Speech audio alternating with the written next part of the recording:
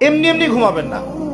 ঘুমানোর আগে বিসমিল্লাহ বলে লাইটটা অফ করবেন, বিছানাটা বিসমিল্লাহ বলে ঝাড়বেন, ঠিক আছে?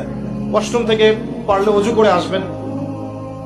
মশারি দিচ্ছেন, লাইটস অফ করছেন, পাত্র যেগুলো আছে সেগুলো একটু ঢেকে রাখবেন বিসমিল্লাহ বলে, দরজা লাগাবেন বিসমিল্লাহ বলে। এরপর 3 বার পড়বেন সূরা ইখলাস একবার, সূরা ফালাক একবার, সূরা নাস একবার, পরে হাত একত্রিত করে ফু দিয়ে গা মাসাহ করবেন। এই কাজটা 3 বার করবেন। একবার আয়াতুল কুরসি পড়বেন, সূরা বাকারার 255 নম্বর আয়াত, আল্লাহু লা ইলাহা ইল্লা হুয়াল হাইয়ুল কাইয়ুম, এটা শেষ পর্যন্ত। এরপর সূরা বাকারার শেষের 3টা আয়াত পড়বেন, লিল্লাহি মা ফিস সামাওয়াতি, এখান থেকে ফানসুরনা আলাল কওমিল কাফিরিন পর্যন্ত। তারপর ডান কাতে পাশ ফিরবেন, বলবেন আল্লাহুম্মা বিইসমিকা আমুতু ওয়া আহইয়া।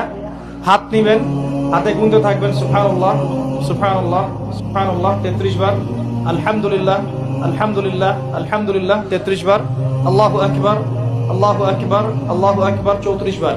ঘুমিয়ে যাবেন।